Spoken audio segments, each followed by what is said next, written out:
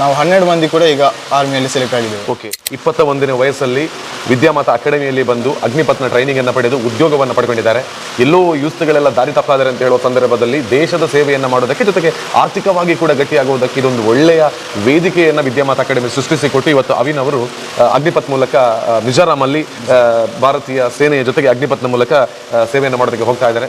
Financially ಎಷ್ಟು ಗಟ್ಟಿಯಾಗಬಹುದು ಅಂತ ಒಟ್ಟು ಬೆನಿಫಿಟ್ 22 ಲಕ್ಷದಷ್ಟು, 21ರಿಂದ 22 ಲಕ್ಷದಷ್ಟು ಬೆನಿಫಿಟ್ 4 ವರ್ಷದಲ್ಲಿ ಅವರಿಗೆ ಸಿಗ್ತದೆ. ನಾವು ವ್ಯವಸ್ಥೆ ಪರವಾಗಿ ಕೆಲಸ ಮಾಡಲಿಕ್ಕೆ ಇರುವಂಥ ಅಧಿಕಾರಿಗಳನ್ನ ತಯಾರು ಮಾಡೋ ಸಂಸ್ಥೆ ನಮ್ಮ. ಹೌದು, ನೀವು ಗೆದ್ದಾದ್ಮೇಲೆ ನಿಮಗೆ ನಿಮ್ಮ ಬಗ್ಗೆ ಫ್ಲೆಕ್ಸ್ ಹಾಕ್ಲಿಕ್ಕೆ, ನಿಮ್ಮ ಬಗ್ಗೆ ಅಡ್ವರ್ಟೈಸ್ಮೆಂಟ್ ಕೊಡೋಕ್ಕೆ, ನಿಮ್ಮ ಮನೆಗೆ ಹಾರತುರ ಇರ್ಕೊಂಡು ಬರೋಕ್ಕೆ, ಸನ್ಮಾನ ಮಾಡೋಕ್ಕೆ ಜನ ಇರ್ತಾರೆ.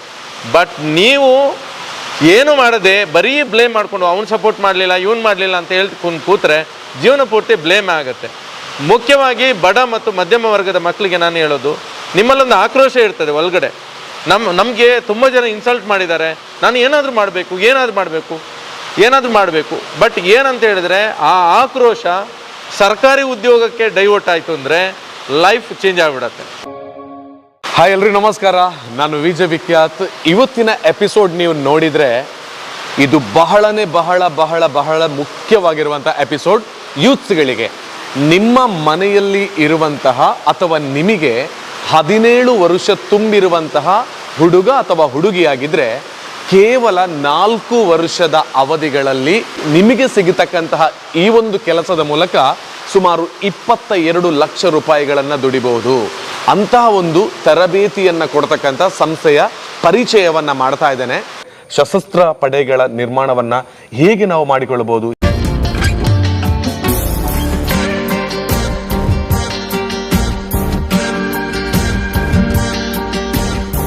ಇಷ್ಟೆಲ್ಲ ಮಳೆ ಬರ್ತಿದ್ರೂ ಸಹ ಆ ಮಳೆಯನ್ನು ಲೆಕ್ಕಿಸದೆ ನಾವು ಭಾರತದ ಯಾವುದೋ ಒಂದು ಸೈನ್ಯದ ಪಡೆಯಲ್ಲಿ ನಾವು ಕೆಲಸ ಮಾಡಬೇಕು ಎಂಬತಕ್ಕಂಥ ನಿಟ್ಟಿನಲ್ಲಿ ನೀವು ಅತ್ಯಂತ ಉತ್ಸಾಹದಿಂದ ಕೆಲಸ ಮಾಡ್ತಿರುವಂಥ ನನ್ನ ಪ್ರೀತಿಯ ವಿದ್ಯಾರ್ಥಿ ಮಿತ್ರರೇ, ವಿಶೇಷವಾಗಿ ನಾವಿಬ್ಬರಿಗೂ ಒಂದು ಅವಿನಾಭಾವ ಸಂಬಂಧ. ನಾನು ಆಗಲೇ ಹೇಳಿದೆ, ನಾವು ಪುತ್ತೂರಲ್ಲಿ ಇರುವಷ್ಟು ದಿವಸ ಅಥವಾ ದಕ್ಷಿಣ ಕನ್ನಡದಲ್ಲಿ ಇರುವಷ್ಟು ದಿವಸ ನಾನು ಅವ್ರನ್ನ ಬಿಡಲ್ಲ, ಅವ್ರು ನನ್ನ ಬಿಡಲ್ಲ. ಯಾವುದೋ ಒಂದು ಕಾರ್ಯಕ್ರಮಗಳಿಗೆ ನೇರ ಅಥವಾ ಪ್ರತ್ಯಕ್ಷ ಅಥವಾ ಪರೋಕ್ಷವಾಗಿ ನಾವು ಭಾಗಿಯಾಗ್ತಾ ಇರ್ತೀವಿ. ಅದರ ಜೊತೆಗೆ ಒಂದು ಉತ್ಸಾಹ ಅನ್ನೋದಿರಬೇಕು. ಆ ಉತ್ಸಾಹ ಹೇಗಿರಬೇಕು ಅಂತಂದರೆ, ಆಲ್ರೆಡಿ ಅವರು ಒಂದು ಅಧಿಕಾರಿಯಾಗಿದ್ದಾರೆ, ಆದರೂ ಸಹ ದೇಶದ ಉನ್ನತ ಮಟ್ಟದ ಒಂದು ಪರೀಕ್ಷೆಗಳನ್ನು ಬರೀತಾ ಇದ್ದಾರೆ. ಮನೆ ಹೇಳ್ತಾ ಇದ್ರು, ಈಗ ಹೇಳ್ತಿದ್ರು, ಒಂದು 7-8 ಮಾರ್ಕ್ಸ್ ಬಂದಿದ್ದರೆ ಅಥವಾ 7-8 ಕ್ವಶನ್ಗೆ ರೈಟ್ ಆಗಿದ್ದರೆ IAS ಪ್ರಿಲಿಮಿನರಿ ಎಕ್ಸಾಮ್ ಒಂದು ಹಂತದ ಎಕ್ಸಾಮನ್ನು ಪಾಸ್ ಮಾಡ್ತಾಯಿದ್ರು. ಇಲ್ಲಿ ನಾನು ಹೇಳುವಂಥದ್ದು, ಪ್ರತಿಯೊಬ್ಬ ಮನುಷ್ಯನಿಗೂ ಸಹ ನಿಮ್ಮಲ್ಲಿರುವಂಥ ಆ ಉತ್ಸಾಹ ಏನಿದೆಯಲ್ಲ, ಉತ್ಸಾಹ ಕುಂದಬಾರದು. ಮಳೆ ಬರಲಿ, ಗಾಳಿ ಇರಲಿ ಅಥವಾ ಬಿಸಿಲಿರಲಿ, ಏನೇ ಇರಲಿ, ಕಷ್ಟ ಸುಖ, ಊಟ ಇರಲಿ, ಊಟ ಇಲ್ಲದೆ ಹೋಗಲಿ, ಜೋಬಲ್ಲಿ ದುಡ್ಡು ಇರಲಿ ಇಲ್ಲದೆ ಹೋಗಲಿ, ಅದೇನೇ ಇರಲಿ ಪರವಾಗಿಲ್ಲ, ಬಟ್ ನಿಮ್ಮಲ್ಲಿ ಆ ಉತ್ಸಾಹ ಎಂಬತಕ್ಕಂಥ ಆ ಸೆಲೆ ಏನಿದೆಯಲ್ಲ, ಆ ಸೆಲೆ ಯಾವುದೇ ಕಾರಣಕ್ಕೆ ಆರಬಾರ್ದು.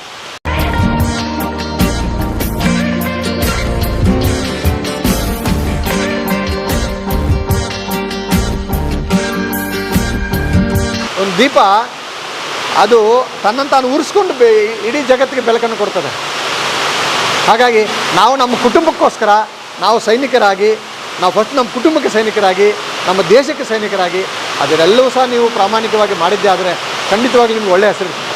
ಆರ್ಮಡ್ ಫೋರ್ಸ್ ಅಂದರೆ ಸಶಸ್ತ್ರ ಪಡೆಗಳು. ಓಕೆ, ಫಸ್ಟ್ ಇದರಲ್ಲಿ ನಮಗೆ ಮಿಲಿಟ್ರಿ, ಪ್ಯಾರಾಮಿಲಿಟ್ರೀಸ್ ಮತ್ತು ಈಗ ಸ್ಟೇಟ್ ಲೆವೆಲಲ್ಲಿ ಕೆಲವೊಂದು ತಗೊಳ್ಳುವಂಥ ಪೊಲೀಸ್ ಫೋರ್ಸ್ ಕೂಡ. ಓಕೆ, ಅಂದರೆ ಬೇರೆ ಸಿವಿಲ್ ಪೊಲೀಸ್ ಇರ್ಬೋದು ಅಥವಾ ರಿಸರ್ವ್ ಪೊಲೀಸ್ ಇರ್ಬೋದು ಅದು.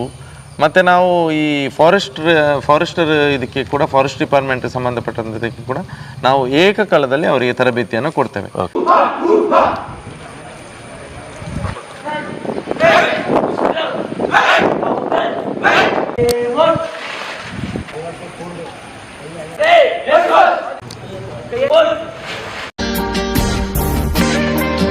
ಒಂದು ಸ್ವಲ್ಪ ತಿಂಡಿ ಕಡಿಮೆ ಆಯಿತು, ಇವತ್ತು ಬಿಡ್ಬಿಡೋದು. ತುಂಬ ಮಳೆ ಜಾಸ್ತಿ ಬರ್ತಾ ಇದೆ, ನಾವು ಹೋಗೋಕ್ಕಾಗೋದಿಲ್ಲ, ಬಿಡ್ಬಿಡೋದು. ಅದರ ಸಾಧ್ಯ ಇಲ್ಲ. ಚೆನ್ನಾಗಿ ಓದ್ಕೊತೀರಿ, ಎಕ್ಸಾಮ್ಸನ್ನು ಪಾಸ್ ಮಾಡ್ತೀರಿ. ಒಂದು ಸಲ ಫೇಲ್ ಆಗುತ್ತೆ, 2ನೇ ಸಲ ಫೇಲ್ ಆಗುತ್ತೆ, 3ನೇ ಸಲ ಫೇಲ್ ಆಗುತ್ತೆ. ಯಾವುದೇ ಕಾರಣಕ್ಕೂ ಬಿಡದಿರ ನೀವು ಪ್ರಾಮಾಣಿಕವಾಗಿ ಅದನ್ನು ಪ್ರಯತ್ನ ಮಾಡೋ ರೀತಿಯಲ್ಲಿ ಆಗಲೇಬೇಕಾಗುತ್ತೆ. ಮಾಡದೇ ಇರೋದೇನು, ಅವನು ಹುಟ್ಟಿರುವಂಥ ನೆಲ ಭಾರತನೇ. ಅವನು ಕುಡಿಯುವ ನೀರು ಸೇಮು, ಅವನು ಉಸಿರಾಡುವಂಥ ಗಾಳಿ ಸಹ ಸೇಮ್ ಇದೆ. ಮತ್ತು ನಾವು ಯಾಕೆ ಸಾಧನೆ ಮಾಡೋಕ್ಕಾಗದಿಲ್ಲ, ಅವನು ಯಾಕೆ ಸಾಧನೆ ಮಾಡಿದ್ದಾನೆ? ವಿದ್ಯಾಮಾತ ಅಕಾಡೆಮಿಯಲ್ಲಿ ತರಬೇತಿಯನ್ನ ಥಿಯರಿ ಹಾಗೆಯೇ ಫಿಸಿಕಲ್ ಮುಖಾಂತರವಾಗಿ ಪಡೆದಿರುವಂಥ ಅವಿನ್ ಅನ್ನುವರಿದ್ದಾರೆ. ಅವರು ಈಗಾಗಲೇ ಅಗ್ನಿಪಥನ ಟ್ರೈನಿಂಗ್ ಮುಗಿಸಿ ಊರಿಗೆ ಬಂದಿದ್ದಾರೆ. ಸೊ ಅವಿನ್, ನಮಸ್ತೆ, ಹೇಗಿದ್ದೀರಿ? ಚೆನ್ನಾಗಿದೆ. ಓಕೆ, ಇವತ್ತು ನೀವು ಅಗ್ನಿಪಥಿಗೆ ಸೆಲೆಕ್ಷನ್ ಆಗಿದ್ದೀರಿ, ಟ್ರೈನಿಂಗ್ ಮುಗಿಸಿದ್ದೀರಿ, ಇದೆಲ್ಲದಕ್ಕೂ ಯಾರಿಗೆ ಥ್ಯಾಂಕ್ಸ್ ಹೇಳ್ತೀರಾ ಅಂತ? ಮೊದಲನೇದಾಗಿ ನನ್ನ ಅಪ್ಪ ಅಮ್ಮ, ಯಾಕಂದರೆ ಇಲ್ಲಿ ತನಕ ಸಪೋರ್ಟ್ ಮಾಡಿದ್ದಾರೆ ಎಲ್ಲದಕ್ಕೂ ಆಗಿರ್ಬೋದು. ಅಗ್ನಿಪಥ ಹೋಗಬೇಕಿದ್ರೆ ಮೊದಲು ತಂದೆ ತಾಯಿಯ ಸಪೋರ್ಟ್ ಮೇನ್ ಆಗಿತ್ತು. ಓಕೆ. ನಂತರ ಹೇಳ್ಬೇಕಿದ್ರೆ ನನಗೆ ವಿದ್ಯಾಮಾತವನ್ನು ಅಪ್ರೋಚ್ ಮಾಡಿದ್ದು ಮೋನಪ್ಪ ಸರ್ ಅಂತ, ಪಟ್ಟೆ PT ಸರ್. ಅವರಿಂದಾಗಿ ನಾನು ವಿದ್ಯಾಮಾತಕ್ಕೆ ಬಂದೆ. ನಾನೀಗ 3rd ಅಟೆಂಪ್ಟಲ್ಲಿ ಈಗ ಪಾಸ್ ಆಗಿದ್ದೇನೆ. 3 ವರ್ಷದಿಂದ ವಿದ್ಯಾಮಾತದಿಂದ ಕೋಚಿಂಗ್ ಪಡಿತಿದ್ದೇನೆ.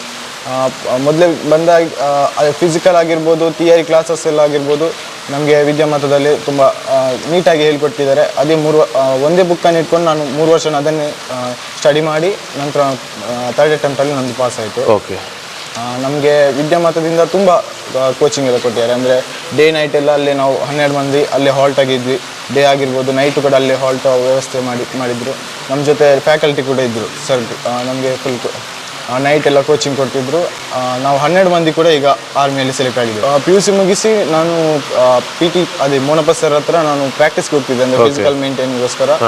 ನನಗೆ ಅವರು ಅಪ್ರೋಚ್ ಮಾಡಿದ್ರು. ಅಂದರೆ ಭಾಗ್ಯ ಸರ್ ಕ್ಲೋಸ್ ಫ್ರೆಂಡ್ ಆಗಿದ್ರು ಮೋನಪ್ಪ ಸರ್. ಅವರು ಹೇಳಿದರು, ನೀನು ಹೀಗೆ ವಿದ್ಯಾಮಾತಕ್ಕೆ ಹೋಗು, ಅಗ್ನಿಪಥ ಸ್ಕೀಮ್ ಬಂದದಷ್ಟೇ. ನಂದು ಏಜ್ ಕೂಡ ಆಗಿತ್ತು, 17.5 ಏಜ್ ಆಗಿತ್ತು. ನಾನು ಭಾಗ್ಯ ಸರ್ ಹತ್ರ ಮಾತಾಡಿದೆ. ಅವರು ಹೇಳಿದರು, ಹೀಗೆ ಇಲ್ಲಿ ಕ್ಲಾಸಸ್ ಎಲ್ಲ ನಡೀತಿದೆ, ನೀನು ಬಂದು ಜಾಯ್ನ್ ಆಗು, ಆಮೇಲೆ ನಾವು ಫಿಸಿಕಲ್ ಎಲ್ಲ ಇಲ್ಲೇ ಕೊಡ್ತಿದ್ದೀವಿ ಅಂತ. ಓಕೆ. ನಂತರ ನಾನು ಜಾಯ್ನ್ ಆದೆ, ಕ್ಲಾಸಸ್ ಎಲ್ಲ ಅಟೆಂಡ್ ಮಾಡಿ ಹೋದೆ. ನಂತರ ಎಕ್ಸಾಮ್ ಇತ್ತು, ಅದು ಹಾವೇರಿ ರ್ಯಾಲಿ ಇತ್ತು. ಹಾವೇರಿಯಲ್ಲಿ ಇಲ್ಲಿಂದ ನಾವೊಂದು ಇಲ್ಲೇ ಭಾಗ್ಯ ಸರ್ ಮಾತಾಡಿ ಬಸ್ ವ್ಯವಸ್ಥೆ ಎಲ್ಲ, ಉಚಿತ ಬಸ್ಸಿನ ವ್ಯವಸ್ಥೆ ಎಲ್ಲ ಮಾಡಿಸಿ ನಾವು ಇಲ್ಲಿಂದ ಒಂದು 2 ಬಸ್ ಜನ ಹೋಗಿದ್ವಿ ಹಾವೇರಿಗೆ. ಅದರಲ್ಲಿ ನಾನು ಮತ್ತು ಇಬ್ಬರೇ ಸೆಲೆಕ್ಟ್ ಆಗಿದ್ವಿ, ಫಿಸಿಕಲ್ ಎಲ್ಲ ಪಾಸ್ ಆಗಿ. ನಾನು ಮತ್ತು ಭವಿಷ್, ಅವ ಈಗ ಪಂಜಾಬಲ್ಲಿ ಡ್ಯೂಟಿಯಲ್ಲಿದ್ದಾನೆ. ನಾವಿಬ್ರು ಸೆಲೆಕ್ಟ್ ಆಗಿದ್ವಿ. ನಂತರ ಎಕ್ಸಾಮ್ ಇತ್ತು, ಎಕ್ಸಾಮ್ ಎಲ್ಲ ಕ್ಲಿಯರ್ ಮಾಡಿದ್ವಿ. ನಂತರ ನಮ್ಮದು ಫೈನಲ್ ಮೆರಿಟ್ ಲಿಸ್ಟಲ್ಲಿ ನಂದು ಬರಲಿಲ್ಲ, ಒಂದು ಕೂಡ ಬರಲಿಲ್ಲ. ನಮ್ದು ಯಾರ್ದು ಈ ಕಡೆಯಿಂದ ಇಬ್ಬರು ಸೆಲೆಕ್ಟ್ ಆಗಿದ್ರು, ವಿದ್ಯಾಮಾತ ಅಕಾಡೆಮಿಯಿಂದ ಇಬ್ಬರು ಸೆಲೆಕ್ಟ್ ಆಗಿದ್ರು. ನೆಕ್ಸ್ಟ್ ಅಟೆಂಪ್ಟ್ ಬಂದು ಅದರಲ್ಲೂ ಹಾಗೆ ಆಯಿತು. ಫಿಸಿಕಲ್ ಎಲ್ಲ ನಮ್ಗೆ ಉಡುಪಿಯಲ್ಲಿತ್ತು, ನಾನು ಭವಿಷ್ಯ ಎಲ್ಲ ಒಟ್ಟಿಗೆ ಹೋಗಿದ್ವಿ. ಅಲ್ಲಿ ಏನಾಯ್ತು ಅಂದರೆ ಫಿಸಿಕಲ್ ಎಲ್ಲ 100 ಮಾರ್ಕ್ಸ್ ಫಿಸಿಕಲ್ಗಿತ್ತು, ಎಲ್ಲ ಕ್ಲಿಯರ್ ಆಗಿತ್ತು. ಮೆಡಿಕಲ್ ಎಲ್ಲ ಪಾಸ್ ಆಯಿತು. ಎಕ್ಸಾಮಲ್ಲೂ ಕೂಡ ಎಕ್ಸಾಮ್ ಮುಂಚೆ ಇತ್ತು, ಎಕ್ಸಾಮ್ ಬರೆದ ಮೇಲೆ ನಂತರ ಫಿಸಿಕಲ್ ಇತ್ತು. ಫಿಸಿಕಲ್ ಎಲ್ಲ ಪಾಸ್ ಆದಮೇಲೆ ಅದರಲ್ಲೂ ಫೈನಲ್ ಮೆರಿಟಲ್ಲಿ ಬರಲಿಲ್ಲ. ಅದರಲ್ಲಿ ಭವಿಷ್ಯ ಒಬ್ಬ ಸೆಲೆಕ್ಟ್ ಆಗಿದ್ದ. ಭವಿಷ್ಯ ಮತ್ತೆ 4-5 ಜನ ವಿದ್ಯಾಮಾತ ಸೆಲೆಕ್ಟ್ ಆಗಿದ್ರು. ನಂತರ ನನ್ನ 3rd ಅಟೆಂಪ್ಟ್ ಬಂದು ಉಡುಪಿ ರ್ಯಾಲಿ ಇತ್ತು. ಅದರಲ್ಲೂ ಮೊದಲು ಎಕ್ಸಾಮ್ ಬರೆದು ನಂತರ ಉಡುಪಿ ರ್ಯಾಲಿ ಅಟೆಂಪ್ಟ್ ಮಾಡಿ ನಾವು ಈ ಸಲ ವಿದ್ಯಾಮಾತದಿಂದ 4-5 ಜನ ಸೆಲೆಕ್ಟ್ ಆಗಿದ್ದೀವಿ. ಓಕೆ. ಇವಾಗ ನಿಮ್ಮ ಟ್ರೈನಿಂಗ್ ಆಯಿತು, ನೆಕ್ಸ್ಟ್ ನಿಮಗೆ ಎಲ್ಲಿ ಪ್ಲೇಸ್ಮೆಂಟ್ ಅಂತ ಗೊತ್ತಾಯ್ತು? ಟ್ರೈನಿಂಗ್ ಲಕ್ನೋದಲ್ಲಿತ್ತು. ಟ್ರೈನಿಂಗ್ ಮುಗಿಸಿ ಈಗ 7 ಮಂತ್ ಟ್ರೈನಿಂಗ್ ಮುಗಿಸಿ ಈಗ 15 ದಿನ ರಜೆ ತಗೊಂಡಿದ್ದೀನಿ. ಈಗ ನನಗೆ ಮಿಜೋರಾಂಗೆ ಹೋಗ್ಬೇಕು. ಓಕೆ. 21ನೇ ವಯಸ್ಸಲ್ಲಿ ವಿದ್ಯಾಮಾತ ಅಕಾಡೆಮಿಯಲ್ಲಿ ಬಂದು ಅಗ್ನಿಪಥನ ಟ್ರೈನಿಂಗನ್ನು ಪಡೆದು ಉದ್ಯೋಗವನ್ನು ಪಡ್ಕೊಂಡಿದ್ದಾರೆ. ಎಲ್ಲೋ ಯೂತ್ಗಳೆಲ್ಲ ದಾರಿ ತಪ್ತಾ ಇದ್ದಾರೆ ಅಂತ ಹೇಳುವ ಸಂದರ್ಭದಲ್ಲಿ ದೇಶದ ಸೇವೆಯನ್ನು ಮಾಡೋದಕ್ಕೆ, ಜೊತೆಗೆ ಆರ್ಥಿಕವಾಗಿ ಕೂಡ ಗಟ್ಟಿಯಾಗುವುದಕ್ಕೆ ಇದೊಂದು ಒಳ್ಳೆಯ ವೇದಿಕೆಯನ್ನು ವಿದ್ಯಾಮಾತ ಅಕಾಡೆಮಿ ಸೃಷ್ಟಿಸಿಕೊಟ್ಟು ಇವತ್ತು ಅವಿನ್ ಅವರು ಅಗ್ನಿಪಥ್ ಮೂಲಕ ಮಿಜೋರಾಮಲ್ಲಿ ಭಾರತೀಯ ಸೇನೆಯ ಜೊತೆಗೆ ಅಗ್ನಿಪಥ್ನ ಮೂಲಕ ಸೇವೆಯನ್ನು ಮಾಡೋದಕ್ಕೆ ಹೋಗ್ತಾ ಇದ್ದಾರೆ. ಸೊ ನಿಮಗೆ ಆಲ್ ದಿ ವೆರಿ ಬೆಸ್ಟ್, ಒಳ್ಳೆಯದಾಗಲಿ. ತಾಯಿ ಭಾರತಾಂಬೆಯ ಸೇವೆಯನ್ನು ಮಾಡಲಿಕ್ಕೆ ಹೊರಟಿದ್ದೀರಿ. ಎಲ್ಲ ದೇವರ ಆಶೀರ್ವಾದ ಇರಲಿ ನಿಮಗೆ. Thank you so much. ಭಾಗ್ಯ ಸರ್ ನಮಗೆ ತುಂಬ ಉಚಿತ ಟ್ರೈನಿಂಗನ್ನು ತುಂಬ ಉಚಿತವಾಗಿ ನೀಡಿದ್ದಾರೆ. ನೈಟ್ ನಿಲ್ಲುವಂಥದ್ದಾಗಿ ಒಂದು ಹಣವನ್ನು ಏನು ಕೇಳಿಲ್ಲ, ಏನು ತೆಕ್ಕೊಳ್ಳಿಲ್ಲ. ತುಂಬ ಜನರಿಗೆ ತುಂಬ ಹೆಲ್ಪ್ ಮಾಡಿದ್ದಾರೆ. ಶ್ರೀಕಾಂತ್ ಅಂತ ಒಳ್ಳೆಯ ಒಬ್ಬ ಸಂಪನ್ಮೂಲ ವ್ಯಕ್ತಿಯಾಗಿ ಕೂಡ ಹಲವಾರು ಕಡೆಗಳಲ್ಲಿ ಗುರುತಿಸಿಕೊಂಡವರು. ಇವರು ಕೂಡ ವಿದ್ಯಾಮಾತ ಅಕಾಡೆಮಿ ಪುತ್ತೂರಿನ ಒಬ್ಬ ವಿದ್ಯಾರ್ಥಿ ಅಂತ ಹೇಳೋದಕ್ಕೂ ಕೂಡ ಅವರಿಗೂ ಹೆಮ್ಮೆ ಇದೆ, ನಮಗೂ ಹೆಮ್ಮೆ ಇದೆ. ಹಾಗೆ ಇವರು ಕೂಡ ಇವಾಗ ಸದ್ಯಕ್ಕೆ ಏನು ಮಾಡ್ತಾ ಇದ್ದಾರೆ, ಏನು ವಿದ್ಯಾಮಾತ ಅಕಾಡೆಮಿಯ ಬಗ್ಗೆ ಅವರಿಗೆ ಈ ಒಂದಷ್ಟು ಒಳ್ಳೆಯ ನುಡಿಗಳಿದೆ, ಅದನ್ನು ಹೇಳಬೇಕು. ಮೊದಲಿಗೆ ನಮಸ್ತೆ, ಹೇಗಿದ್ದೀರಿ? ಆರಾಮ. ಓಕೆ. ವಿದ್ಯಾಮಾತ ಅಕಾಡೆಮಿ ನಿಮಗೆ ಗೊತ್ತಿರುವಂಥದ್ದೇ, ನಮ್ಮ ಪುತ್ತೂರಿನದ್ದೇ. ಸೊ ನೀವು ಯಾಕೆ ವಿದ್ಯಾರ್ಥಿ ಆದ್ರಿ ಇಲ್ಲಿ ಅಂತ? ನಾನು PUC ಇರುವಾಗಬೇಕಾದ್ರೆ ನಾನೊಂದು UPSC ಪರೀಕ್ಷೆಯನ್ನು ಪಾಸ್ ಮಾಡಬೇಕು, UPSC IAS ಅಧಿಕಾರಿ ಆಗಬೇಕೆಂಬ ಕನಸನ್ನು ಕಂಡಿದ್ದೆ. ಭಾಳಷ್ಟು ಜಿಲ್ಲೆಗಳಲ್ಲಿ ನಾವು ಬೇರೆ ನೋಡೋದಾದರೆ ಬೆಂಗಳೂರು, ಬಿಜಾಪುರ ಈ ಕಡೆ ಹೋದಾಗ ಭಾಳಷ್ಟು ಕೋಚಿಂಗ್ ಸೆಂಟರ್ಗಳು ನಮಗೆ ಸಪೋರ್ಟ್ ಮಾಡಲಿಕ್ಕೆ, ಒಂದಿಷ್ಟು ಗೈಡ್ ಮಾಡಲಿಕ್ಕೆ ಸಿಗುತ್ತೆ. ಆದರೆ ದಕ್ಷಿಣ ಕನ್ನಡ ಜಿಲ್ಲೆಯಲ್ಲಿ ನಾನು ನೋಡಿದಾಗ ನಾನು ಕೂಡ UPSC ಮಾಡಬೇಕು, ನಾನು ಕೂಡ ಒಂದಿಷ್ಟು ಗೈಡ್ ತಗೊಳ್ಬೇಕು, ಯಾರಾದರೂ ಹೆಲ್ಪ್ ಮಾಡ್ತಾರಾ ಇದ್ದಾರೆ ಅಂತ ಕೇಳಿದ್ರೆ ದಕ್ಷಿಣ ಕನ್ನಡ ಜಿಲ್ಲೆಯಲ್ಲಿ ಅವಾಗ ಯಾರೂ ಇರಲಿಲ್ಲ. ಕ್ರಮೇಣ ಏನಾಯಿತು, ವಿದ್ಯಾಮಾತಾ ಅಕಾಡೆಮಿ ಅಂತ ನಾನು ಒಂದಿಷ್ಟು ಆ ಕಡೆ ನೋಡಿದಾಗ ವಿದ್ಯಾಮಾತಾ ಅಕಾಡೆಮಿ ಒಬ್ಬರು ಭಾಗ್ಯಶ್ರೀ ಅವರು ಈ ಥರದ ಒಂದು UPSC KPSC ಬೇರೆ ಬೇರೆ ಎಕ್ಸಾಮ್ಗಳಿಗೆ ತರಬೇತಿಯನ್ನು ಕೊಡುವಂತಹ ಹೊಸ ಅಧ್ಯಾಯವನ್ನು ಪುತ್ತೂರಲ್ಲಿ ಆರಂಭ ಮಾಡಿದರು. ಇದು ನನ್ನ ಪಾಲಿಗೊಂದು ಬಹಳ ಒಳ್ಳೆಯ ಸಂತೋಷ ಆಯಿತು.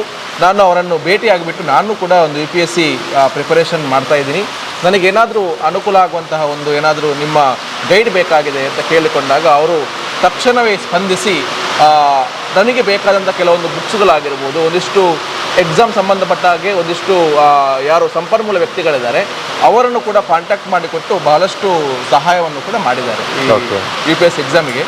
ಕಳೆದ ವರ್ಷ ನಾನು UPSC ಎಕ್ಸಾಮ್ ಬಂದಾಗ ಒಂದಿಷ್ಟು ಕಡಿಮೆ ಅಂಕಗಳು ಬಂದಿತ್ತು. ಈ ವರ್ಷ ನಾನು ಎಕ್ಸಾಮ್ ಬಂದಾಗ ನನ್ನ ಒಂದು ಆಲೋಚನೆ ಪ್ರಕಾರ ಕಳೆದ ವರ್ಷಕ್ಕಿಂತ ಈ ವರ್ಷ ಹೆಚ್ಚಿನ ಅಂಕಗಳನ್ನು ನಾನು ಪಡೆದಿದ್ದೀನಿ. ಮುಂದಿನ ಪ್ರಯತ್ನ ಕೂಡ ನಮ್ಮದಿದೆ. ಆ ಪ್ರಯತ್ನಕ್ಕೆ ನಮ್ಮ ವಿದ್ಯಾಮಾತಾ ಅಕಾಡೆಮಿ ಸಪೋರ್ಟ್ ಮಾಡ್ತಾ ಇದೆ. IAS ಆಗುವವರೆಗೆ ಅವರು ಸಪೋರ್ಟ್ ಮಾಡ್ತೀನಿ ಎಂಬ ಭರವಸೆಯನ್ನು ಕೂಡ ಕೊಟ್ಟಿದ್ದಾರೆ. ಓಕೆ, ಹಾಗೆಯೇ ಮಾತನ್ನು ಕಂಟಿನ್ಯೂ ಮಾಡ್ತಾ ನಮಗೆ ಯಾರೆಲ್ಲ ಇಲ್ಲಿ ಬಂದು ವಿದ್ಯಾಮಾತಾ ಅಕಾಡೆಮಿಯಲ್ಲಿ ತರಬೇತಿಯನ್ನು ಪಡೆದಿರತಕ್ಕಂತಹ ವಿದ್ಯಾರ್ಥಿಗಳಿಗೆ ಸಪೋರ್ಟ್ ಆಗ್ತಾರೆ ಅಂತ ಹೇಳಿದರೆ ನಮ್ಮ ಬಹಳ ಮುಖ್ಯವಾಗಿ ಪುತ್ತೂರಿನ SI ಅವರು ಕೂಡ ಶ್ರೀಯುತ ಆಂಜನೇಯ ರೆಡ್ಡಿ ಅವರು ಕೂಡ ಬಂದು ವಿದ್ಯಾರ್ಥಿಗಳಿಗೆ ತರಬೇತಿಯ ಸಂದರ್ಭದಲ್ಲಿ ಮಾರ್ಗದರ್ಶನವನ್ನು ನೀಡುವಂಥ ಕೆಲಸವನ್ನು ಮಾಡ್ತಾರೆ. ಸೊ ಆಂಜನೇಯ ರೆಡ್ಡಿ ಅವರು ಹಾಗೆಯೇ ವಿದ್ಯಾಮಾತಾ ಇದರ ಏನು ಸಂಬಂಧ, ಯಾಕಿಷ್ಟು ಸಪೋರ್ಟ್ ಅವರು ಮಾಡ್ತಾರೆ ತಮಗೆ ಅಂತ? ಇವಾಗ ಆಂಜನೇಯ ರೆಡ್ಡಿ ಅವರು ಮುಂಚೆ ನಮ್ಮ ಇವರು ಸಂಪೆದಲ್ಲಿ ಇವಾಗ ಪ್ರಸ್ತುತ ಟ್ರಾಫಿಕ್ ಠಾಣೆಯಲ್ಲಿ ಉದಯ ರವಿ ಅವರು, ಓಕೆ, ಮತ್ತು ಶ್ರೀಕಾಂತ್ ರಾಥೋಡ್ ಅಂತೇಳಿ ಒಬ್ಬರು ಪ್ರೊಬೇಷನರಿ ಬಂದು ನಂತರ ಸಬ್ ಇನ್ಸ್ಪೆಕ್ಟರ್ ಆಗಿದ್ರು. ಓಕೆ, ಅಂದರೆ ಅದು ಅವರ ಇಂಟ್ರೆಸ್ಟ್. ನಾವು ತುಂಬ ಕಷ್ಟಪಟ್ಟು ಬಂದಿದ್ದೇವೆ, ಸೊ ಮಕ್ಕಳಿಗೆ ಏನಾದರೂ ಸಪೋರ್ಟ್ ಮಾಡಬೇಕು. ಈಗ ಆಂಜನೇಯ ರೆಡ್ಡಿ ನಮಗೆ ಮಾತ್ರ ಅಂತಲ್ಲ, ಯಾವುದೇ ಶಾಲೆ ಕಾಲೇಜಿಗೆ ಹೋದರೆ ಅವ್ರು ಒಂದಷ್ಟು ಪೆನ್ ತೊಗೊಂಡು ಹೋಗ್ತಾರೆ, ಬುಕ್ಸ್ ತೊಗೊಂಡು ಹೋಗ್ತಾರೆ, ಪ್ರೈಸಸ್ ತೊಗೊಂಡು ಹೋಗ್ತಾರೆ, ಅಲ್ಲಿ ಕ್ವಿಜ್ ಮಾಡ್ತಾರೆ, ಅಲ್ಲಿ ಪ್ರೈಸ್ ಕೊಟ್ಟು ಬರೋದು. ಸೊ ಎನ್ಕರೇಜ್ ಮಾಡೋದು. ಸೊ ಕಾಂಪಿಟೇಟಿವ್ ವಿಷಯಕ್ಕೆ ನಾವೇ ಮೇಯ್ನ್ ಆಗಿ ಇಲ್ಲಿ ಪುತ್ತೂರಿನಲ್ಲಿ ಇರೋದ್ರಿಂದ ಜಾಸ್ತಿ ನಾವು ಆ ವಿಷಯದಲ್ಲಿ ಆತ್ಮೀಯತೆಯಿಂದ ಇದ್ದೇವೆ. Okay okay okay. ಮತ್ತೆ ನಾನು ಯಾವಾಗಲೂ ಏನಂತ ಹೇಳಿದರೆ, ನಾವು ವ್ಯವಸ್ಥೆಯ ಪರವಾಗಿ ಕೆಲಸ ಮಾಡಲಿಕ್ಕೆ ಇರುವಂಥ ಅಧಿಕಾರಿಗಳನ್ನು ತಯಾರು ಮಾಡೋ ಸಂಸ್ಥೆ ನಮ್ಮ. ಹೌದು. ಅದರಿಂದ ಯಾವಾಗಲೂ ನಾವು ವ್ಯವಸ್ಥೆ ಜೊತೆ ಇರಬೇಕು. ಈಗ ಒಬ್ಬರು ಕೆಲವೊಂದು ಸರ್ತಿ ನಾವು ಯಾವುದೇ ಒಂದು ಹೊಸ AC ಅಥವಾ DC ಅವರು ಬಂದಾಗ ನಾವು ಅವರನ್ನು ಕರೆದು ಕ್ಲಾಸಸ್ ಕೊಡುವಂಥದ್ದು ಈ ರೀತಿ. ಆ ವಿಷಯಕ್ಕೆ ಹೋಗೋ ಆಂಜನೇಯ ರೆಡ್ಡಿ ಒಂದು ಹೆಜ್ಜೆ ಮುಂದೆ ಇದ್ದಾರೆ. ಯಾಕಂದರೆ ಅವರ ಒಂದು ಸಮಯಾವಕಾಶ ಯಾವುದೇ ಪೊಲೀಸ್ ಸ್ಟೇಷನ್ಗೆ ಹೋದ್ರು ಅವರು ಶಾಲೆ ಕಾಲೇಜುಗಳಿಗೆ ಅವರು ಜಾಸ್ತಿ ಹೋಗ್ತಾರೆ, ವಿಸಿಟ್ ಮಾಡ್ತಾರೆ. ಹೌದು, ಮೋಟಿವೇಶನ್. ಓಕೆ. ಮತ್ತು ನಾನು JCIಯಲ್ಲಿ ಕೂಡ ಇರೋದ್ರಿಂದ, JCI ಪ್ರೆಸಿಡೆಂಟ್ ಕೂಡ ಆಗಿರೋದ್ರಿಂದ ತರಬೇತಿಯೇ ನಮ್ಮ ಅಲ್ಲಿ ಮುಖ್ಯವಾದ ವಿಷಯ ಆಗಿರೋದ್ರಿಂದ ನಾವು ಜಾಸ್ತಿ ಆಂಜನೇಯ ರೆಡ್ಡಿ ಅವರ ಮತ್ತು ನಮ್ಮ ಆತ್ಮೀಯತೆ ಜಾಸ್ತಿ. ಓಕೆ. ಯೋಜನಾ ಮತ್ತು ಕ್ರೀಡಾ ಇಲಾಖೆಯಲ್ಲಿ ಅಧಿಕಾರಿಯಾಗಿರುವಂಥ ಶ್ರೀಕಾಂತ್ ಬಿರಾವ್, ಓಕೆ, ಅವರು UPSC ಬರೆಯುವಾಗ ನಮ್ಮ ಸಪೋರ್ಟ್ ಅನ್ನು ತಗೋತಾ ಇದ್ದಾರೆ. ಓಕೆ. ನಮ್ಮ ಸಪೋರ್ಟ್ ಯಾಕೆ ತಗೋತಾರೆ ಅಂದರೆ ಬೇರೆ ಆಪ್ಷನ್ ಇಲ್ಲ. ಓಕೆ. ಸೊ ನಾವು ಕೂಡ ಅಷ್ಟೇ, ನಮ್ಮ ಡ್ರೀಮ್ ಏನಂದರೆ ನಮಗೆ ಅಟ್ಲೀಸ್ಟ್ ವರ್ಷದಲ್ಲಿ ಒಂದು UPSC ಬರೆಯುವ ಒಂದು ಕನಿಷ್ಠ 5 ರಿಂದ 10 ಜನ ಸಿಕ್ಕಿದ್ರೆ ಒಂದು ಟೀಮ್ ಮಾಡಿ. ನೀವು ನಂಬಲ್ಲ, ಇಲ್ಲಿ 10 ಜನದ ಟೀಮನ್ನು ಮಾಡಲಿಕ್ಕೆ ನಾವು ಒದ್ದಾಡ್ತಾ ಇದ್ದೇವೆ. 2 ವರ್ಷ ಆಯಿತು. ಬರ್ತಾರೆ, ನಾವು IAS ಮಾಡ್ತೇವೆ ಅಂತ ಬರ್ತಾರೆ ಜೋಶಲ್ಲಿ. ಬಟ್ ಅವರಲ್ಲಿ ಬೇಸಿಕ್ಸಿಂದ ಅವರು ಪ್ರಿಪೇರ್ ಮಾಡಲಿಕ್ಕೆ ರೆಡಿ ಇಲ್ಲ. ಮತ್ತು ಅಧಿಕಾರಿಗಳಾಗಿದ್ದವರು ನಮ್ಮ ಸೌತ್ ಕೇಂದ್ರದಲ್ಲಿ ಏನಾಗಿದೆ, ಒಬ್ಬ ಪೊಲೀಸ್ ಕಾನ್ಸ್ಟೇಬಲ್ ಆದರೆ ಮತ್ತೆ ಸಬ್ ಇನ್ಸ್ಪೆಕ್ಟರ್ ಟ್ರೈಯೇ ಮಾಡೋದಿಲ್ಲ, ನಮಗೆ ಸಾಕು ಅನ್ನುವಂಥ ಮನೋಭಾವನೆ ಇದೆ. ನೀವು ಅದೇ ಉತ್ತರ ಕರ್ನಾಟಕ ಅಥವಾ ಬೇರೆ ಭಾಗದಲ್ಲಿ ಹೋದರೆ ಅವ್ರು ಏನು ಮಾಡ್ತಾರೆ, ಮತ್ತೆ ಟ್ರೈ ಮಾಡ್ತಾರೆ. ಇದ್ದಾರೆ ಶ್ರೀಕಾಂತ್ ಬಿರಾವ್ನಂಥ ಅಧಿಕಾರಿಗಳು ಒಂದಷ್ಟು ಜನ ನಮ್ಮ ಸಪೋರ್ಟನ್ನು ತಗೋತಾರೆ. ಮತ್ತು ಇನ್ ಸರ್ವಿಸ್ ಅಂತ ಎಕ್ಸಾಮ್ಸ್ ಬರುತ್ತೆ. ಈಗ ಫಾರೆಸ್ಟ್ ಡಿಪಾರ್ಟ್ಮೆಂಟಲ್ಲಿ ಲಾಸ್ಟ್ ಟೈಮ್ ಒಬ್ಬರು ಬರೀಲಿಕ್ಕೆ ಅಂತೇಳಿ ನಮ್ಮಲ್ಲಿ ಈಗ ತಯಾರಿಯನ್ನು ಮಾಡ್ತಾ ಇದ್ದಾರೆ. ಓಕೆ. ಅಂಥವರು ಅಧಿಕಾರಿಗಳು ಕೂಡ ಬರ್ತಾರೆ ಬಂದು ಆನ್ಲೈನ್. ಈಗ ಆನ್ ಡ್ಯೂಟಿ ಆದರೆ ಪೊಲೀಸ್ ಡಿಪಾರ್ಟ್ಮೆಂಟಲ್ಲಿ ಆದರೆ ಅವರಿಗೆ ಆನ್ ಡ್ಯೂಟಿ ಅಂತೇಳಿ ಇರೋದ್ರಿಂದಾಗಿ ಅವರಿಗೆ ನಾವು ರಾತ್ರಿ ಕ್ಲಾಸ್ ಆನ್ಲೈನ್ ಕೊಡ್ತೇವೆ. ಲಾಸ್ಟ್ ಟೈಮ್ PSI ಆಗಿದ್ದು ಕೂಡ ಪೊಲೀಸ್ ಕಾನ್ಸ್ಟೇಬಲ್, ಬೆಳ್ಳಾರಿ ಪೊಲೀಸ್ ಸ್ಟೇಷನ್ಲಿ ಪೊಲೀಸ್ ಕಾನ್ಸ್ಟೇಬಲ್ ಆಗಿದ್ದಂಥವರು ಬಸವರಾಜ್ ಮುದವಿ. ಓಕೆ. ಅವರೇ ನಂತರ ಸಬ್ ಇನ್ಸ್ಪೆಕ್ಟರ್ ನಿಮ್ಮಲ್ಲಿ ಕಲ್ತಿರೋ. ಹೌದು, ತರಬೇತಿಯನ್ನು ಕಾನ್ಸ್ಟೇಬಲ್ ಆಗಿ ಇದ್ದುಕೊಂಡು ತರಬೇತಿಯನ್ನು ಪಡೆದು ಆಗಿದೆ. ಮತ್ತೊಂದು ಬೆಸ್ಟ್ ಆಪ್ಷನ್ ಇದನ್ನು ಉದಾಹರಣೆ ಕೊಡ್ತೀನಿ. ನಿತಿನ್ ಅಂತ ಹೇಳಿ ನಮ್ಮ ಮಡಿಕೇರಿ ಭಾಗದಿಂದ ಬರ್ತಾ ಇದ್ರು. ಅವರ ಮನೆಗೆ ಮತ್ತು ನಮ್ಮ ಅಕಾಡೆಮಿಗೆ 83 ಕಿಲೋಮೀಟರ್ ಡಿಸ್ಟೆನ್ಸ್. Okay okay. ಅವರು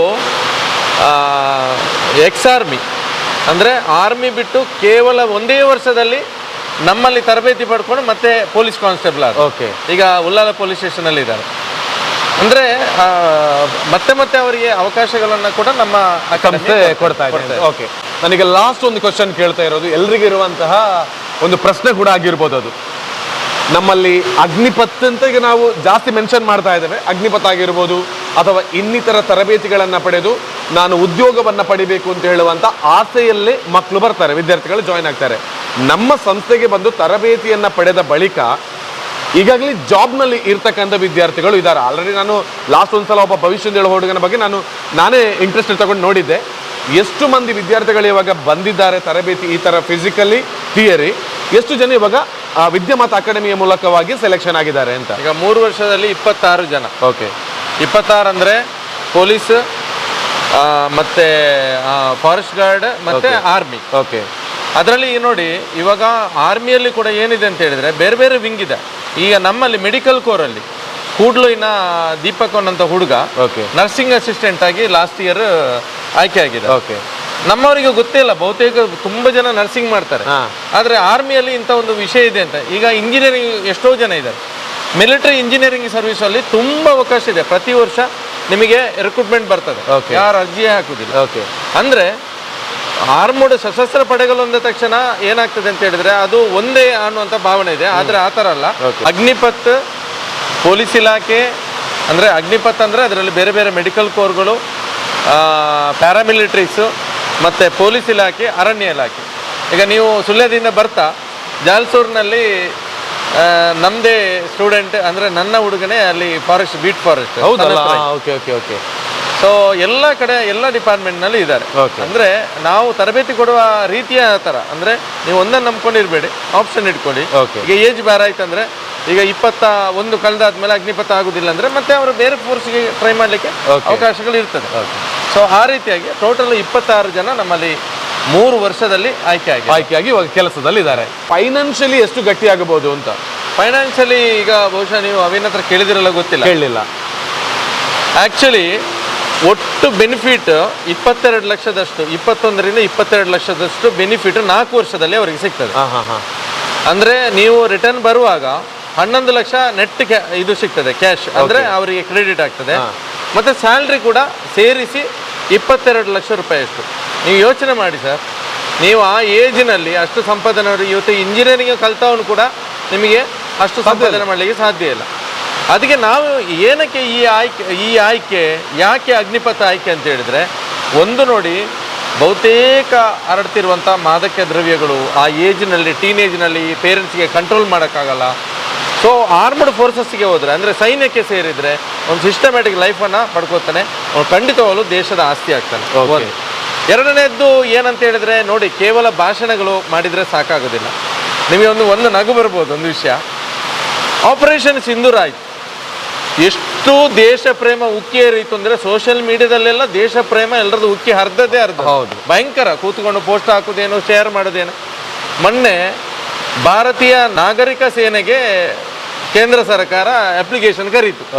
ಎಷ್ಟು ಜನ ಹಾಕಿದ್ದಾರೆ? ಹೌದು, ಎಷ್ಟು ಜನ ಹಾಕಿದ್ದಾರೆ? ಅಂದರೆ ಎಂತ ಅಂದರೆ, ಸುಮ್ಮನೆ ನಿಂತ್ಕೊಂಡು ನೋಡೋದು ಸುಲಭ, ಹೇಳೋದು ಸುಲಭ.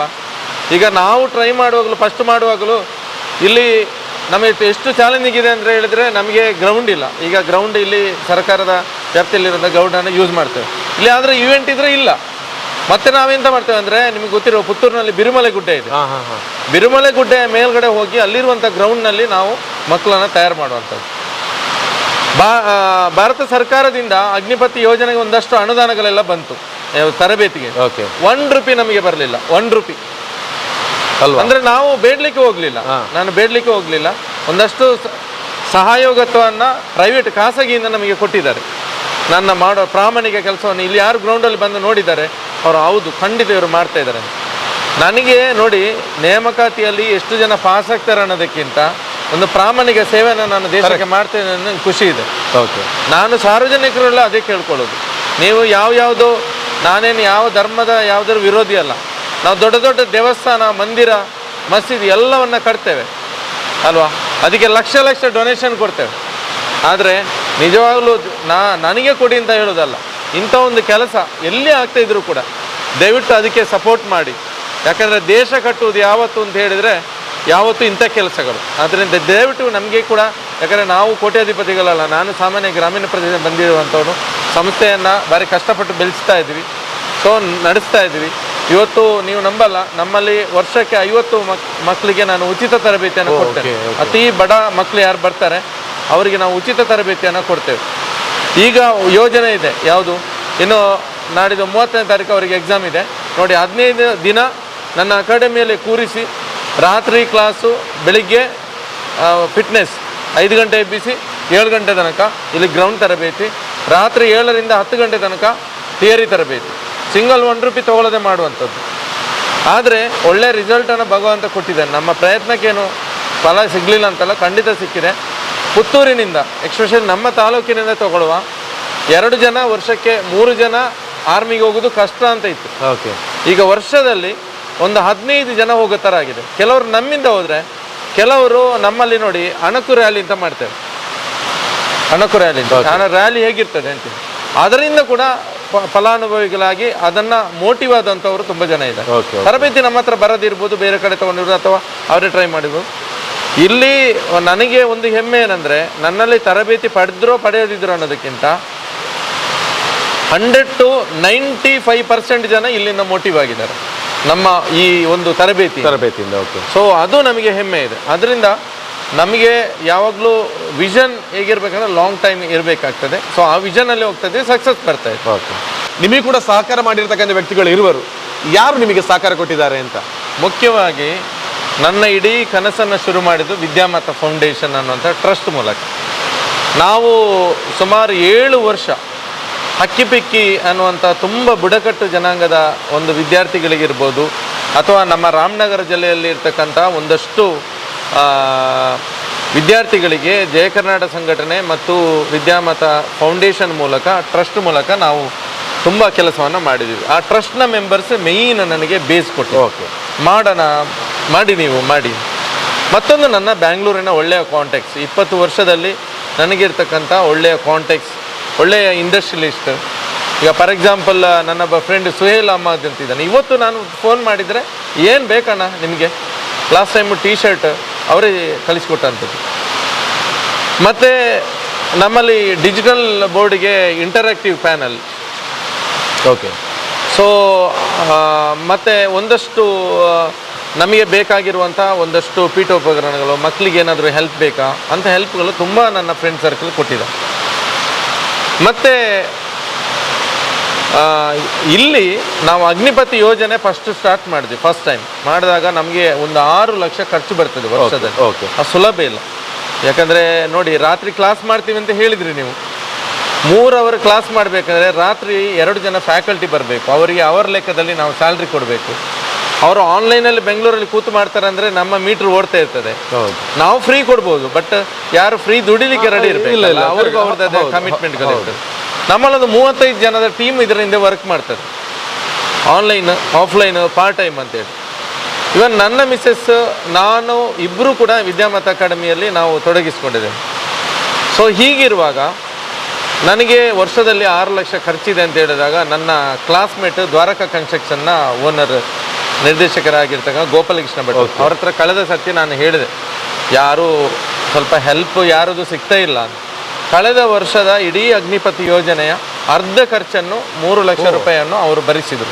ಓಕೆ, ಹೌದು, ಕಳೆದ ವರ್ಷದ ಸಹಯೋಗ ಅವರೇ ಕೊಟ್ಟದ್ದು. ಓಕೆ, ಸೊ ಜಂಟಿಯಾಗಿ ಮಾಡಿದ್ವಿ ಕಾರ್ಯಕ್ರಮ, ಟ್ರೈನಿಂಗ್ ಎಲ್ಲ ನಾವು ಕೊಟ್ವಿ. ನನ್ನ ಮೇಲೆ ನಂಬಿಕೆಯಿಂದ ಕೊಟ್ಟಿದ್ದಾರಲ್ಲ, ಅದು ಯಾಕೆಂದರೆ ಅದು ಪ್ರಾಮಾಣಿಕತೆ ಸಿಕ್ಕಿರುವಂಥ. ಆಮೇಲೆ ಕೋಚಿಂಗ್ ವಿಷಯದಲ್ಲಿ ಈಗ ನಿವೃತ್ತ ಶಿಕ್ಷಕರ ದಯಾನಂದ ರೈ ಕೋರ್ಮಂಡ್ ಅಂತೇಳಿ, ಮತ್ತು ಪಠ್ಯಶಾಲೆಯಲ್ಲಿ PT ಮಾಸ್ಟರ್ ಆಗಿರೋ ಮೋನಪ್ಪ ಸರ್ ಅಂತೇಳಿ, ಮತ್ತು ಈಗ ನಮ್ಮಲ್ಲಿ ವಿಜೇಶ್ ಅಂತೇಳಿ ಅವರು ಟ್ರೈನಿಂಗ್ಗೆ ಬರ್ತಾರೆ ಮಿಡ್ಲಲ್ಲಿ. ಈಗ ನಮ್ಮಲ್ಲಿ ಕೋಚ್ ಇದ್ದರೂ ಕೂಡ ಅವರು ಕೂಡ ಟ್ರೈನಿಂಗ್ ಕೊಡ್ತಾ ಇರುವಂಥದ್ದು. ಸೊ ಹೇಳ್ತಾ ಹೋದರೆ ಪಟ್ಟಿ ದೊಡ್ಡದಿದೆ. ಸ್ಟಾರ್ಟ್ ಮಾಡಿದ್ದು 100 ಮಕ್ಕಳಿಗೆ, ಓಕೆ, 50 ಮಕ್ಕಳಿಗೆ ಫ್ರೀ ಅಂತ ಇದ್ರು, 68 ಮಕ್ಕಳಿಗೆ ಫ್ರೀ ಕೊಟ್ಟಿದ್ದೇನೆ. ಉಳಿದವರ ಹತ್ರ ಮಿನಿಮಮ್ ಅಂತ ತೊಗೊಂಡಿರುವಂಥದ್ದು, ಅಂದರೆ ನಮ್ಮ ನಾಮಿನಲ್ ಚಾರ್ಜ್ ಅಂತ 6,000 ರೂಪಾಯಿ ಇಷ್ಟು 6 ತಿಂಗಳಿಗೆ ತೊಗೊಳ್ಳುವಂಥದ್ದು. ಆಮೇಲೆ ಎಂತ ಆಯ್ತು ಅಂತ ಹೇಳಿದರೆ, ಈಗ ನೋಡಿ, ಈಗಿರೋ ಮಕ್ಕಳೆಲ್ಲ ಅವರಿಗೆ 6 ತಿಂಗಳು ಕೋಚಿಂಗ್ ಮುಗಿಸಿ ಇನ್ನೂ ಆಯಿತು 4-5 ತಿಂಗಳು ಕಂಟಿನ್ಯೂಷನ್ ಕೊಡ್ತಾ ಇದ್ದೀನಿ. ಯಾಕಂದರೆ ಅವ್ರ ಇಂಟ್ರೆಸ್ಟ್ ಇದೆ. ಬಿಡೋದು ಬೇಡ. ಅವರು ಬಿಟ್ಟರೆ ಎಂತ ಆಗ್ತದೆ ಅಂತ ಹೇಳಿದರೆ, ಅದರಲ್ಲಿ ಒಂದು 70% ಜನ ಹೋಗಿ ಮನೆಯಲ್ಲಿ ಮಲಗ್ತಾರೆ, ಮತ್ತೆ ಅವರ ಇಂಟ್ರೆಸ್ಟ್ ಹೊರಟಾಗ್ತದೆ, ಬಿಡಬಾರ್ದು ಅಂತ.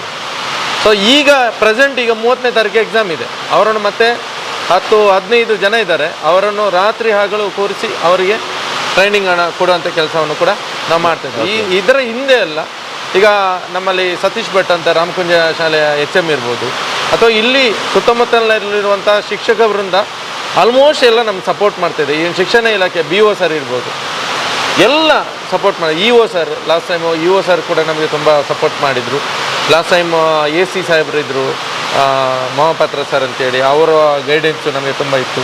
ಅಂದರೆ ಈಗ ಏನಾಗಿದೆ ಮತ್ತೊಂದಂದರೆ ನಮ್ಮ ಚಾಲೆಂಜು ಪ್ಯಾಟರ್ನ್ ಚೇಂಜ್ ಆಗ್ತಿದೆ. ಈಗ ನೋಡಿ, ಮುಂಚೆ ನಾವು ಕಾಲೇಜಿಗೆ ಹೋಗುವಾಗ ಹೇಗೆ ಆರ್ಮಿ ಸೆಲೆಕ್ಷನ್, ರ್ಯಾಲಿ ಕರೆಯೋರು, ರ್ಯಾಲಿಯಲ್ಲಿ ಪಾಸ್ ಆದರೆ ಆಯಿತು, ಓಕೆ, ಮತ್ತೆ ಅವರಿಗೆ ಒಂದು ನೆಪ ಮಾತ್ರಕ್ಕೆ ಒಂದು ಎಕ್ಸಾಮ್. ಈಗ ಆಗಿಲ್ಲ. ಈಗ ಏನು ಮಾಡ್ತಾರೆ, ಎಕ್ಸಾಮ್ನಲ್ಲಿ ಫಿಲ್ಟರ್ ಮಾಡ್ತಾರೆ. ಮತ್ತೊಂದು ಏನಂದರೆ, ಎಷ್ಟೇ ದೊಡ್ಡ ಕ್ರೀಡಾಪಟು ಆಗಿದ್ರು ಕೂಡ ಅವನು ಎಕ್ಸಾಮ್ ಪಾಸ್ ಆಗಬೇಕು. ಎಕ್ಸಾಮ್ ಪಾಸ್ ಆಗದೆ ನಿಮಗೆ ಆಗುದಿಲ್ಲ, ಇದು ಫಿಸಿಕಲ್ ಇಲ್ಲ. ಓಕೆ, ಈಗದ ಸದ್ಯ ಸ್ಥಿತಿಗತಿ ಹಾಗೆ ಇದೆ. ಯಾಕಂದ್ರೆ ಕಾಂಪಿಟೇಟರ್ಸ್ ಜಾಸ್ತಿ ಇದ್ದಾರೆ, ಅವಕಾಶಗಳು ಜಾಸ್ತಿ ಇದೆ, ಹೀಗೆ ಕಾಂಪಿಟೇಷನ್ ಕೂಡ ಜಾಸ್ತಿ ಆಗ್ತದೆ. ಓಕೆ, ಆ ನಿಟ್ಟಿನಲ್ಲಿ ತುಂಬ ನಮಗೆ ಸಪೋರ್ಟ್ ಮಾಡ್ತಾ ಇದ್ದಾರೆ. ನೀವು ಕೂಡ, ನಿಮ್ಮನ್ನು ಕೂಡ ನಾನು ಹೇಳ್ಬೋದು. ಯಾಕಂದ್ರೆ ಈಗ ನೋಡಿ ಸುತ್ತಮುತ್ತ ವಾತಾವರಣ ಹೇಗಿದೆ, ಮಳೆ, ಜಡಿ ಮಳೆ. ನೀವು ಬರ್ತೀರಲ್ಲ ಅಂತಾನೆ ಇವತ್ತು ಸಡನ್ ಆಗಿ ಬರ್ತೀನಿ ಅಂತ ಹೇಳಿದಾಗಲೇ ನಂಗೆ ಏನಪ್ಪ ಇವತ್ತು ಇಷ್ಟು ಜಡಿ ಮಳೆಯಲ್ಲಿ ಬರ್ತಿದೆ ಅಂದ್ರೆ ನಿಮ್ಮ ಇಂಟ್ರೆಸ್ಟ್ ನೋಡೋಣ ಇವರು ಜಡಿ ಮಳೆಯಲ್ಲಿ ಹೇಗೆ ಮಾಡ್ತಾರೆ. ಬಟ್ ನಮ್ಮಲ್ಲಿ ಕಾಂಪ್ರಮೈಸ್ ಇಲ್ಲ. ಆರ್ಮಿ ಅಥವಾ ಪೊಲೀಸ್ ಫೋರ್ಸ್ ಅಥವಾ ಯಾವುದೇ ಸಶಸ್ತ್ರ ಪಡೆಗಳಿಗೆ ಹೋಗ್ಬೇಕಾಗಿದ್ದವನಿಗೆ ಮತ್ತು ಅದಕ್ಕೆ ಮೋಟಿವ್ ಮಾಡೋನಿಗೆ ಕಾಂಪ್ರಮೈಸ್ ಇರಬಾರ್ದು. ಕರೆಕ್ಟ್, ಕಾಂಪ್ರಮೈಸ್ ಇದ್ರೆ ಅದು ಆಗೋದಿಲ್ಲ. ಹೌದು. ದಕ್ಷಿಣ ಕನ್ನಡ ಜಿಲ್ಲೆಯ ನಿವೃತ್ತ ಸೈನಿಕರ ಸಂಘ, ಅದರಲ್ಲಿ ಕೂಡ ನಿವೃತ್ತ ಕರ್ನಲ್ ಶರತ್ ಭಂಡಾರಿ ಸರ್, ಮತ್ತು ಕಾಂಚೋಡು ಗೋಪಾಲಕೃಷ್ಣ ಸರ್ ಇರ್ಬೋದು, ಅಥವಾ ಎಲ್ಲ ಟೀಮ್ ನಮಗೆ ಯಾರು ಸಪೋರ್ಟ್ ಮಾಡಲಿಲ್ಲ ಅಂತಲ್ಲ, ಮುಖ್ಯ ಅದಕ್ಕಿಂತ ಹೆಚ್ಚಾಗಿ ಆ ಭಗವಂತನ ದಯೆ ಅದು ಯಾವತ್ತೂ ಕೈ ಬಿಡಲಿಲ್ಲ. ಯಾಕಂದರೆ ಏನೂ ಇಲ್ಲದ ಊರಿನಲ್ಲಿ ಬರಡು ಭೂಮಿಯಲ್ಲಿ ಬೆಳೆ ಬೆಳೆಯುವುದು, ರೈತ ಹೇಗೆ ಬೆಳೆ ಬೆಳಿತಾನಂದರೆ ಒಬ್ಬನನ್ನೇ ನಂಬಿ, ಯಾರನ್ನು? ಭಗವಂತನನ್ನು ನಂಬಿ. ಹೌದು, ಮಳೆ ಬರೋದಿದ್ರು ಏನೇ ಬರೋದು ಭಗವಂತ ನೀನೆ ತರಿಸ್ಕೊಡು ಅಂತೇಳಿ ಬೆಳೆಯನ್ನು ಬೀಜವನ್ನು ಬಿತ್ತಾನೆ. ನಮ್ಮ ಪರಿಸ್ಥಿತಿ ಕೂಡ ಅಷ್ಟೇ. ನಾವು ಪ್ರಥಮವಾಗಿ ಮಾಲಿಂಗೇಶ್ವರನ ಮೇಲೆ ನಂಬಿಕೆ ಇಟ್ಟದ್ದು. ನಾವು ಏನೂ ಇಲ್ಲದ ಊರಿನಲ್ಲಿ ಬೆಳೆ ಬಿತ್ತಿದ್ದೇವೆ, ಮೊಳಕೆ ಫಲ ಕೊಡುವಂಥ ಕೆಲಸವನ್ನು ನೀನು ಮಾಡು ಭಗವಂತ ಅಂತೇಳಿ ಮುಖ್ಯವಾಗಿ ಅವರ ಒಂದು ನಿಜ ಆಶೀರ್ವಾದವನ್ನು ಖಂಡಿತವನ್ನು ನೆನಪಿಸಿಕೊಳ್ಬೇಕು. ಮುಳಿಯ ಕೇಶವ ಪ್ರಸಾದ್ ಸರ್ ಇರ್ಬೋದು. ಮತ್ತೆ ಮುಖ್ಯವಾಗಿ ನಾನು ಮರಿಬಾರ್ದು, ಇದು ಮಾತ್ರ ತಪ್ಪಾಗ್ತದೆ, ಇಲ್ಲಿ ಮುಂಚೆ MLA ಆಗಿರ್ತಕ್ಕಂಥ ಸಂಜೀವ್ ಮಠಂದೂರು ಸರ್, ಹಾವೇರಿ ರ್ಯಾಲಿ ಆಗ್ತಿತ್ತಾಗ ಇವರು ಹರೀಶ್ ಪುಂಜ ಅವರು ಇವರೆಲ್ಲ ಕಡೆಯಿಂದ ಬಸ್ನ ವ್ಯವಸ್ಥೆ ಎಲ್ಲ ಮಾಡಲಿಕ್ಕೆ ಆಗ ಅಗ್ನಿಪಥ ಶುರುವಾಗಿದ್ದೆ ಅಷ್ಟೇ. ಸೊ ಅದು ಸ್ವಲ್ಪ ಚಾಲೆಂಜಿಂಗ್ ಇತ್ತು. ಆಗ ನಾನು MLA ಸರ್ ಹತ್ರ ಹೋಗಿ ಹೇಳಿದೆ, ಆಗ ಸಂಜೀವ್ ಮಠಂದೂರು ಸರ್ ಇದ್ರು, ಹೀಗಿದೆ ಪರಿಸ್ಥಿತಿ, ನಮಗೆ ಸಪೋರ್ಟ್ ಮಾಡಿ ಅಂತ ಹೇಳಿದಾಗ ಅವರು 3 ಬಸ್ ವೈಯಕ್ತಿಕ ನೆಲೆಯಲ್ಲಿ 3 ಬಸ್ಸನ್ನು ಹಾವೇರಿಗೆ ಕಳಿಸ್ಕೊಡ್ಲಿಕ್ಕೆ, ಅಷ್ಟೂ ಮಕ್ಕಳನ್ನು ಕಳಿಸ್ಕೊಡ್ಲಿಕ್ಕೆ ವ್ಯವಸ್ಥೆಯನ್ನು ಕೂಡ ಮಾಡಿದರು. ಅವರನ್ನು ಕೂಡ ನಾನು ನೆನಪಿಸ್ಕೊಳ್ಬೇಕು. ಗಣೇಶ್ ಕಾರ್ನಿಕ್ ಸರ್ ಇರ್ಬೋದು, ಅವರ ತಮ್ಮ ಏರ್ಫೋರ್ಸಲ್ಲಿ ಇದ್ದರು ಆಫೀಸರ್ ಆಗಿ, ರಮೇಶ್ ಕಾರ್ನಿಕ್ ಸರ್. ಇವತ್ತು ಕೂಡ ಅವರು ತುಂಬ ಏಜ್ ಆಗಿದೆ. ಇವತ್ತು ನಾನು ಕರೆದ್ರೆ ಪುತ್ತೂರಿಗೆ ಕಾರ್ಕಳದಿಂದ ಅವ್ರು ಬರ್ತಾರೆ, ಒಂದು ಬಂದು ಮಕ್ಕಳಿಗೆ ಮೋಟಿವೇಶನ್ ಮಾಡಿ ಹೋಗ್ತಾರೆ. ಅಂತಹ ಒಂದು ವ್ಯವಸ್ಥೆಯಲ್ಲಿ ನಮಗೆ ತುಂಬ ಸಪೋರ್ಟ್ ಮಾಡ್ತಾ ಇದ್ದಾರೆ. ಈ ಸಪೋರ್ಟ್ ನಮ್ಮನ್ನು ಗೆಲ್ಲಿಸಿದೆ, ಮತ್ತು ಈ ಬಂಡ ಧೈರ್ಯ ಮಾಡಲಿಕ್ಕೆ ಅದು ಮೇನ್ ಆಗಿ ದಾರಿ. ಓಕೆ, ಈಗ ತಿಳಿದವರು ಕೂಡ ಏನಂದರೆ, ಈ ಸೋಷಿಯಲ್ ಮೀಡಿಯಾ ಬಂದಾದಮೇಲೆ ಯಾವುದು ಸರಿ ಯಾವುದು ತಪ್ಪು, ಒಂದು ನಿಜವಾದ ವೈಚಾರಿಕ ಮಟ್ಟವನ್ನೇ ನಾವು ಕಲ್ಕೊಳ್ತಾ ಇದ್ದೇವೆ ಅಂತ ಅನಿಸ್ತದೆ. ಯಾಕಾಗಿ ಮಾಡ್ತಾರೆ ಇವರು? ಒಳ್ಳೆ ಕೆಲಸ ಯಾವುದು, ಕೆಟ್ಟ ಕೆಲಸ ಯಾವುದು, ಒಂದು ಅನಲೈಸ್ ಮಾಡೋದು, ಪ್ರತ್ಯಕ್ಷವಾಗಿ ಕಾಣುವಂಥದ್ದು, ಸುಮ್ಮನೆ ಎಲ್ಲ ಕೂತ್ಕೊಂಡು ಮಾತಾಡುವಂಥದ್ದು, ಇದನ್ನು ಈಗಿನ ಯುವ ಜನಾಂಗ ಬಿಡಬೇಕು. ಮುಖ್ಯವಾಗಿ ನಾನು ಹೇಳುವಂಥದ್ದು ಇಷ್ಟೇ, ನಿಮಗೆ ಗೆಲ್ಲಲಿಕ್ಕೆ ಒಂದೇ ರೀಸನ್ ಇರುವಂಥದ್ದು, ನಾನು ಗೆಲ್ಲಬೇಕು. ಸೋಲೋವನಿಗೆ ದಿನ ರೀಸನ್ ಇರ್ತದೆ. ಈಗ ನೋಡಿ, ಇವತ್ತು ಮಳೆ ಬಂತು, ನನಗೆ ಬರಲಿಕ್ಕಾಗಲಿಲ್ಲ ಸರ್, ನನಗೆ ಜ್ವರ ಇತ್ತು, ಶೀತ ಇತ್ತು, ನನಗೆ ಬಸ್ ಇರಲಿಲ್ಲ ಸರ್, ನನಗೆ ಹಾಗಿತ್ತು ಸರ್. ಸೋಲೋವನಿಗೆ ತುಂಬ ರೀಸನ್ ಇರ್ತದೆ. ಒಬ್ಬ ಎಕ್ಸಾಮ್ ಫೇಲ್ ಆದ ಅಂತ ಹೇಳಿದರೆ ಅವನ ಹತ್ರ ಹೋಗಿ ಇಂಟರ್ವ್ಯೂ ಮಾಡಿ, ಅವ 10 ರೀಸನನ್ನು ಕೊಡ್ತಾನೆ. ಗೆಲ್ಲುವವನ ಹತ್ರ ಹೋಗಿ, ಗೆದ್ದವನ ಹತ್ರ ಹೋಗಿ ಹೇಳಿ ಹೇಗೆ ಗೆದ್ದೆ ಅಂತ. ನಾನು ಪ್ರಯತ್ನ ಮಾಡಿದೆ, ಗೆದ್ದೆ, ಅಷ್ಟೇ ಉತ್ತರ ಸಿಗುವ. ಸೊ ಯೂತ್ ಹತ್ರ ಹೇಳುವಂಥದ್ದಷ್ಟೇ, ಪ್ರಯತ್ನ ಪಡಿ. ನೀವು ಏನು ಪ್ರಯತ್ನ ಪಟ್ಟು ಸಾಧನೆ ಮಾಡ್ತೀರೋ ಅದು ನಿಮ್ಮದೇ. ಈಗ ನೋಡಿ, ಇವತ್ತು ಅವಿನ್ ನಾವು ಬೀಳ್ಕೊಡ್ತಾ ಇದ್ದೀವಿ, ಆರ್ಮಿಗೆ ಬೀಳ್ಕೊಡ್ತಾ ಇದ್ದೀವಿ. ಈಗ ಅವರಿಗೆ ಟ್ರೈನಿಂಗ್ ಮುಗಿಸಿ ಹೋಗ್ತಾ ಇದ್ದಾರೆ. ಫಸ್ಟು ಅವರು ಬರುವಾಗ ವ್ಯವಸ್ಥೆ ಇಷ್ಟೇ ಇದ್ದದ್ದು, ಅವರಿಗೆ ಸಪೋರ್ಟ್ ಮಾಡೋ ಪೋಷಕರು, ಅವರು ಮತ್ತು ನಾನು. ಯಾರೂ ಇಲ್ಲ, ಅವಿನ್ ಯಾರು ಅಂತ ಯಾರಿಗೂ ಗೊತ್ತಿಲ್ಲ. ಅವ್ರಿಗೆ ತುಂಬ ಪ್ರಾಬ್ಲಮ್, ಫಿನಾನ್ಷಿಯಲಿ ಪ್ರಾಬ್ಲಮ್. ಅವರ ಫ್ರೆಂಡೇ ಇವರು, ಯಾರು ಬಾರಲ್ಲಿ ಕೆಲಸ ಮಾಡ್ತಾ ಭವಿಷ್, ಅವರಿಬ್ಬರು ಕುಚಿಕು ಹೇಳಿದ್ರು ಭವಿಷ್ಯ. ಆಯ್ತಾ, ಅವರಿಗೆ 1 ರೂಪಾಯಿ ಹೆಲ್ಪ್ ಮಾಡೋರು ಯಾರು ಇರಲಿಲ್ಲ, 1 ರೂಪಾಯಿ ಯಾರು ಹೆಲ್ಪ್ ಮಾಡ್ತಾ ಇಲ್ಲ. ಬಟ್ ನಾನು ಹಠ ಬಿಡದೆ, ನನಗೆ ತುಂಬ ಫಿನಾನ್ಷಿಯಲಿ ಕೊರೋನಾ ಟೈಮಲ್ಲಿ ಪ್ರಾಬ್ಲಮ್ ಇದ್ದರೂ ಕೂಡ ನಾನು ಅಷ್ಟು ಡೆಡಿಕೇಶನ್ ಆ ಮಕ್ಕಳಿಗೆ ಕೊಟ್ಟಿದ್ದೇನೆ. ಸೊ ಇವತ್ತು ಹಾರ ತುರೆ ಇಟ್ಕೊಂಡು ಬರೋಕ್ಕೆ ಜನ ಇದ್ದಾರೆ.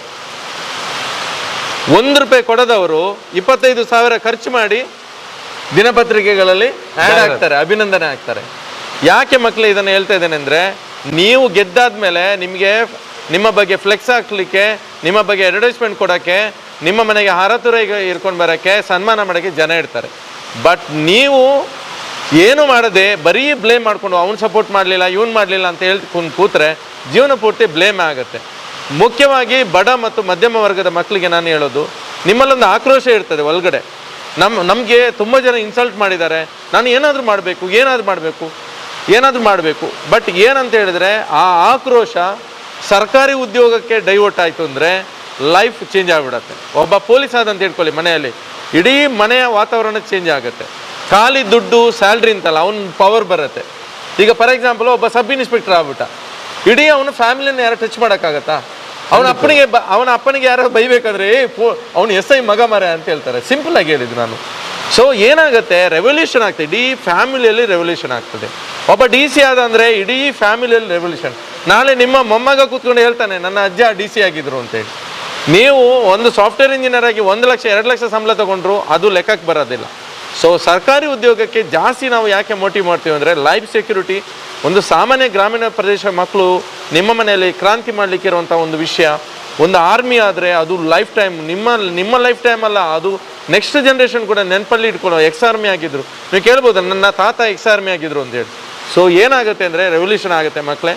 ಕಷ್ಟ ಇದೆ, ಬಟ್ ಕಷ್ಟಪಟ್ಟು, ಈಗ ಒಂದು ತೆಂಗಿನ ಮರ ಏರ್ಬಿಟ್ಟು ಒಂದು ಎಳ್ನೀರು ತೆಗಿತೀವಿ, ಆ ಎಳ್ನೀರು ಕೈ ಸಿಗುವಾಗ ಎಂತಾಗ್ತದೆ, ಖುಷಿ ಆಗ್ತದೆ ನೋಡಿ. ಆ ಥರ ಕಷ್ಟಪಟ್ಟು ಯಾವತ್ತು ಪಡ್ಕೊಳ್ಳುವಂಥದ್ದು ಶಾಶ್ವತ ಆಗಿರುವಂಥದ್ದು, ಅದು ರಿಯಲ್ ಆಗಿ ಖುಷಿ ಕೊಡುವಂಥದ್ದು. ದಯವಿಟ್ಟು ಅಡ್ಡದಾರಿ ಹಿಡಿಬೇಡಿ, ದಾರಿಯಲ್ಲೆಲ್ಲ ಸುಲಭದಲ್ಲಿ ಸಿಗ್ತದೆ ಅಂತೇಳಿ ಹೋಗಬೇಡಿ. ದಯವಿಟ್ಟು ಮಾದಕ ದ್ರವ್ಯಗಳಂಥ ಕ್ಷಣಿಕ ಖುಷಿ ಕೊಡುವಂಥ ವಿಷಯಕ್ಕೆಲ್ಲ ಹೋಗಬೇಡಿ. ಖಂಡಿತ ಖುಷಿ ಕೊಡೋ, ಲೈಫ್ ಲಾಂಗ್ ಖುಷಿ ಕೊಡುವಂಥದ್ದು ತುಂಬ ಇರ್ತದೆ. ಅವರ ಒಂದು ವಿಷಯವನ್ನು ತೋರಿಸ್ತಾ ಇದ್ದೇನೆ ಅಂತ ಹೇಳಿದ್ರೆ, ಇದು ಅವರಿಗೆ ಅಥವಾ ನನಗೆ ಯೂಸ್ಫುಲ್ ಆಗೋದಕ್ಕಿಂತಲೂ ಈ ಸಮಾಜ ಸ್ವಾಸ್ಥ್ಯವಾಗಿರುವಂಥ ಸಮಾಜ ನಿರ್ಮಾಣ ಆಗಬೇಕು. ದೇಶ ಪ್ರೇಮ ಕೇವಲ ನಮ್ಮ ಸೋಷಿಯಲ್ ಮೀಡಿಯಾಗಳಲ್ಲಿ ಇರದೆ ಹೃದಯದಿಂದ ಬರಬೇಕು. ಅದನ್ನು ನಿರ್ಮಾಣ ಮಾಡುವಂಥ ಕೆಲಸವನ್ನು ಇವತ್ತು ವಿದ್ಯಾಮಾತಾ ಅಕಾಡೆಮಿ ಭಾಗ್ಯಶ್ರೀಯವರ ಮೂಲಕ ಹಾಗೆ ಅವರ ಎಲ್ಲ ಸಿಬ್ಬಂದಿಗಳ ಮೂಲಕ ಮಾಡಿಕೊಡ್ತಾ ಇದ್ದಾರೆ. ಅದಕ್ಕಾಗಿ ಇವತ್ತಿನ ಒಂದು ಸ್ಪೆಷಲ್ ಎಪಿಸೋಡ್. ಯೋಚನೆ ಮಾಡಿ ಪೋಷಕರೇ, ಅಥವಾ ಪೋಷಕರು ಯೋಚನೆ ಮಾಡುವಷ್ಟರ ಮಟ್ಟಿಗೆ ಇಲ್ಲ ಅಂತ ಹೇಳಿ. ಆದರೆ ಇವಾಗ ಸಾಕಷ್ಟು ಸೋಷಿಯಲ್ ಮೀಡಿಯಾಗಳು ಬಹಳಷ್ಟು ಬಲಿಷ್ಠವಾಗಿದೆ. ವಿದ್ಯಾರ್ಥಿಗಳು ಕೂಡ, ಯೂತ್ಸ್ಗಳು ಕೂಡ ತುಂಬಾ ಸ್ಟ್ರಾಂಗ್ ಇದ್ದೀರಿ. ನೀವೇ ಯೋಚನೆಯನ್ನು ಮಾಡಿ ಯಾವ ರೂಟಿನಲ್ಲಿ ನಿಮ್ಮ ಮುಂದಿನ ಹೆಜ್ಜೆಯನ್ನು ಇಡ್ತೀರಿ ಅಂತ ಹೇಳೋದ್ರ ಬಗ್ಗೆ ಥಿಂಕ್ ಮಾಡಿ. ನಿಮಗೆ ನಾವು ಮಾರ್ಗವನ್ನು ಇಲ್ಲೇ ಹೋಗಿ ಅಂತೇಳಿ ತೋರಿಸಿಕೊಟ್ಟಿದ್ದೇವೆ. ಇನ್ನು ಹೋಗತಕ್ಕಂಥ ವಿಚಾರ ನಿಮಗೆ ಬಿಟ್ಟಿರೋದು ಅಲ್ವಾ?